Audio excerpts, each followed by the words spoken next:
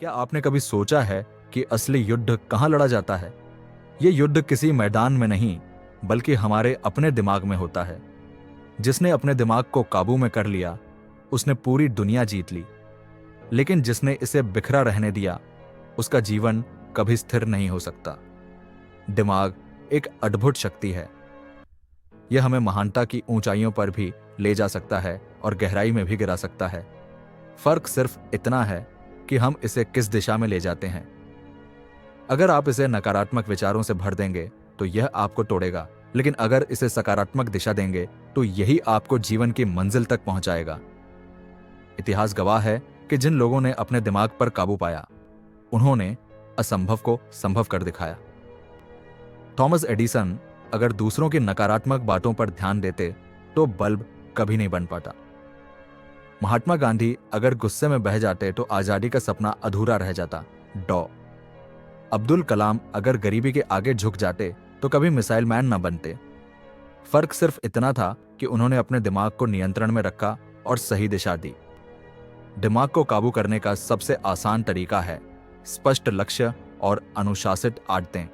अगर आपके पास कोई उद्देश्य नहीं है तो आपका दिमाग इधर उधर भटकेगा, लेकिन जब आप इसे लक्ष्य की तरफ व्यस्त करेंगे तो यह आपका साथी बन जाएगा। सुबह जल्दी उठना, ध्यान करना, किताबें पढ़ना, समय का सही इस्तेमाल करना, ये आदतें दिमाग को मजबूत बनाती हैं। याद रखिए, दिमाग वही मान लेता है जिसे आप बार बार दोहराते हैं। अगर आप कहते रहेंगे मैं असफल हूं, तो यह सच्चाई बन जाएगी। लेकिन अगर आप खुद से कहेंगे मैं सक्षम हूं, मैं जीत सकता हूं, तो आपका व्यवहार भी वैसा ही हो जाएगा। यही आत्मसंवाद की ताकत है। कभी भी दिमाग को खाली मत रहने दीजिए। खाली समय में यह नकारात्मक विचारों से भर जाता है। इसलिए हर दिन का शेड्यूल बनाएं और अपने समय का उपयोग सार्थक कार्यों में करें। यही अनुशासन धीरे धीरे आपके मन को नियंत्रित कर देगा। जब भी नकारात्मक विचार आए तो तुरंत खुद से कहिए, यह विचार मुझे कमजोर बना रहा है, मैं इसे स्वीकार नहीं करूंगा।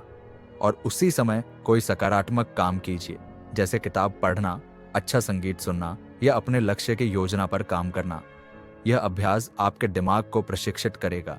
याद रखिए, दिमाग आपका सेवक है, मालिक नहीं।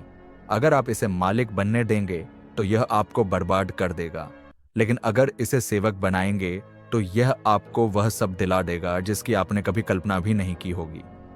तो दोस्तों, आज से ही अपने दिमाग को सही दिशा देना शुरू कीजिए। जिसने अपने दिमाग को जीत लिया, उसने जिंदगी को जीत लिया।